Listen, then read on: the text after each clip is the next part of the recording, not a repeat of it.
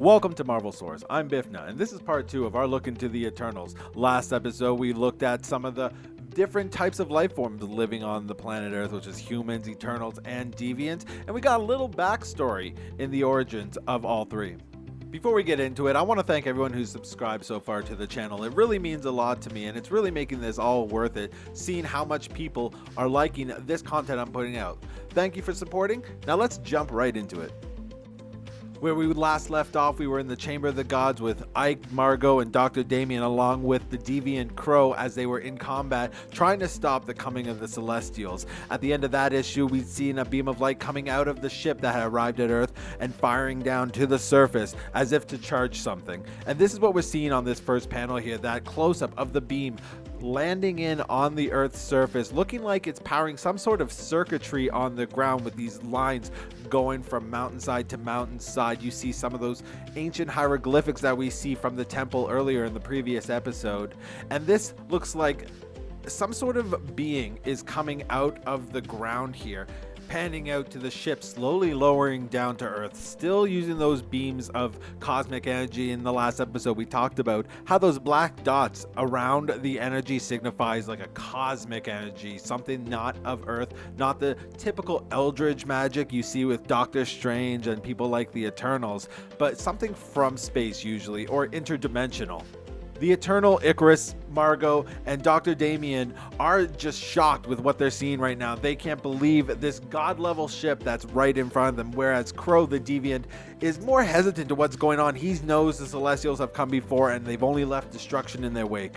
And this panel is really showing how the three levels of species are really taking in all this information of the god being right in front of him. We got Crow, the Deviant, believing he can take these guys, thinking that the gods are going to underestimate him and he can surprise even them. The humans, they come in more of kind of a peaceful manner. They were just on an archaeological find and just so happened to come across this. They weren't expecting it.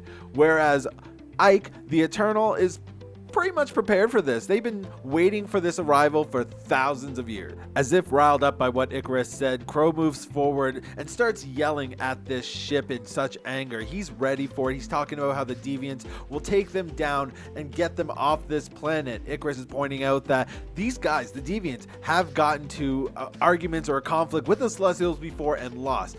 This is why the Deviants were sent under the sea to live out there. They lost this fight. They got relegated pretty much to the bottom of the ocean. And I just want to point out the ridiculousness of faces in Eternals comics. They always have such crazy expressions or weird shapes in them. Just like this Crow one, he is mad, but that face does not say mad. If anything, it's shock surprise at best. As if the gods heard him, they fired down a smiting shot towards Crow. We're not sure that it is a direct shot from them because this is the type of beam that was coming off the ship when you see it coming in for the landing. So it might just be some residual energy hitting the ground because they did come out of the temple and are pretty much standing right under it. But Crow got close enough where he almost took it right to the face. And the shot seems to have shaken up the very earth that they're standing on. A lot of debris falling now on them. Rocks from the Andes Mountains coming in. Looks like the temple's about to collapse. They're diving into the chamber for any sort of cover that they can get. They're just outside the god chamber. It's probably the safest spot in there. Can not get destroyed by any attack. All they gotta do is make it to there.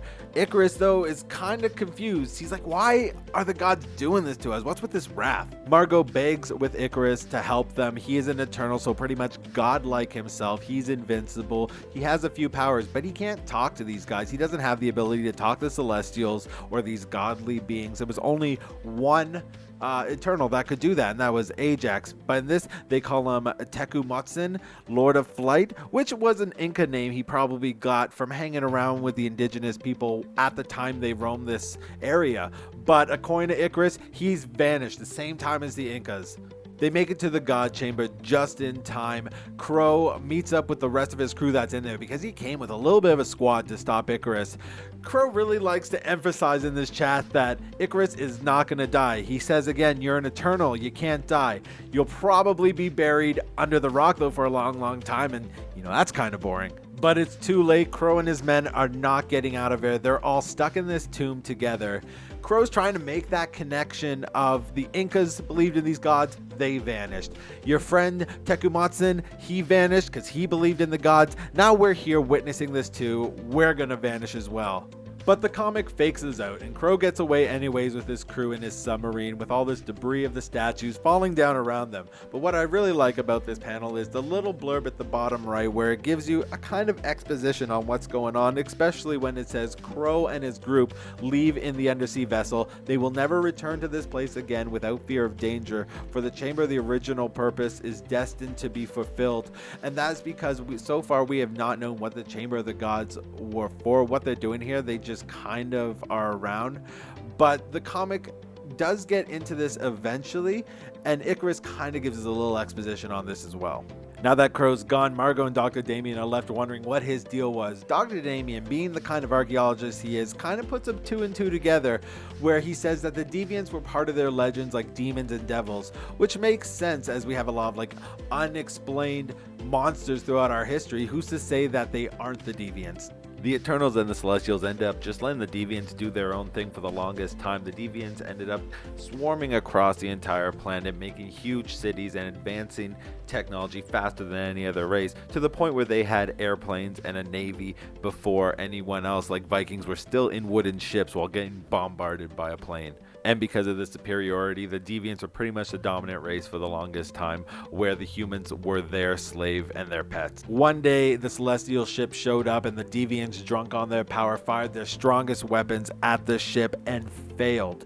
The Celestials then in turn took their shot on the planet as a retaliation to what the Deviants did. The Celestials' attack was nothing short of cataclysmic, sending firestorms across every continent of the world, including Lemuria, the Deviant continent, as well as all the sister continents, just encapsulating the landscape, causing huge tidal waves the size of mountains to flood every inch of the world. And amongst this storm and water, there is a boat, a huge boat. Some would call it an ark, and you're probably guessing, and you're right, it is implying it's the biblical ark, as Ikaris is going on explaining how it's full of humans that have managed to survive the flood, and he helped lead them to safety. So he could probably consider that dove that was mentioned in the Bible, but in the comic universe, he's the one that led the boat to safety. Ikaris also mentions offhandedly that he led the ark to a mountaintop, which ended up becoming the Eternals' home base, Olympia. But Margot is having a hard time understanding it all. It's just not sinking in because she is overwhelmed with information with the Eternals and Deviants and gods in a spaceship coming to their planet and causing all this damage. Ikaris has to reassure her that they're stuck in here. They can't get out of this. As he's surveying the room, he finds this doorway. He says he can read the inscriptions on it. It's called a resurrection crypt, and he can open it. As the door falls open, Ikaris is hoping to find Tecumseh inside of this chamber. Margot and Dr. Damien are looking on in disbelief. They don't know what's happening in front of their eyes, and in this green ball of light, the atoms of beings from the past are starting to reform into this human shape that they once had.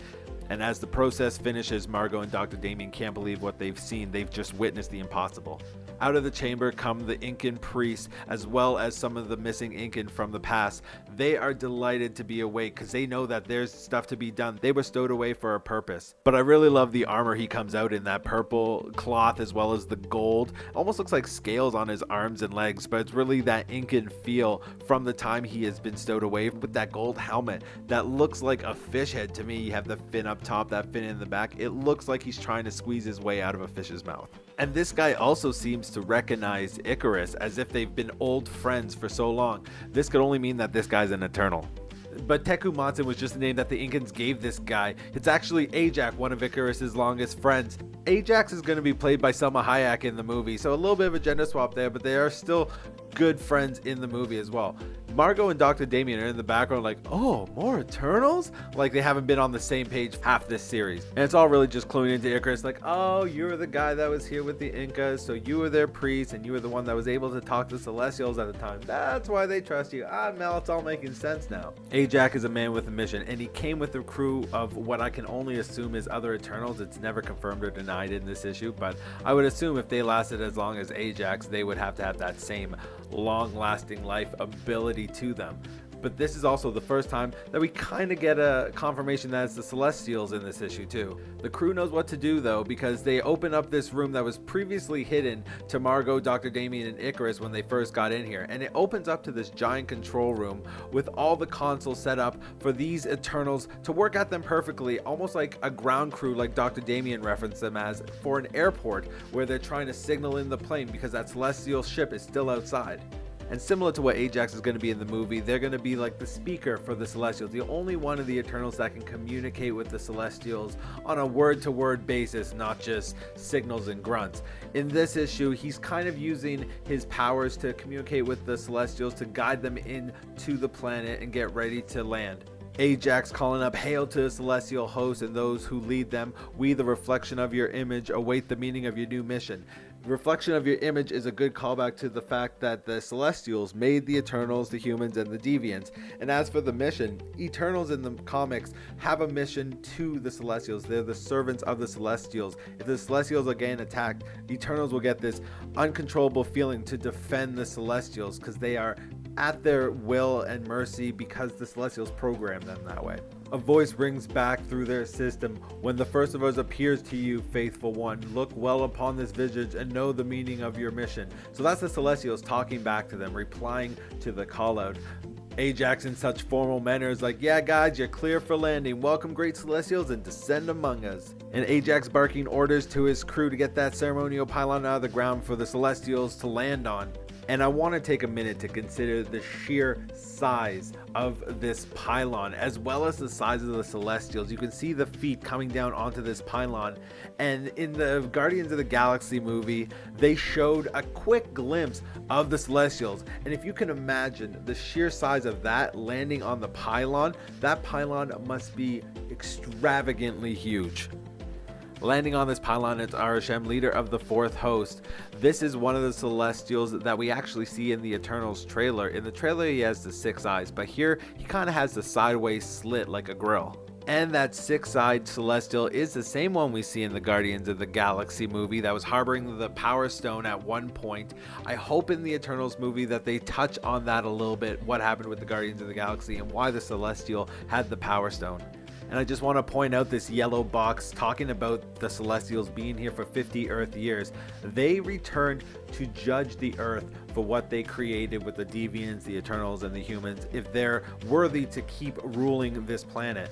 And that's the biggest point about this issue, is that this Celestial being here crosses over into other comics. There's a Thor comic where he comes across a Celestial in the mountains, and this is taking place during that 50-year time period. And so this event of the Celestials returning is affecting the whole Marvel comic universe at the time. And this type of continuity in the comics is the same energy they're taking over to the Marvel Cinematic Universe, where movies affect other movies. The stuff that happens in Avenger affects Civil War.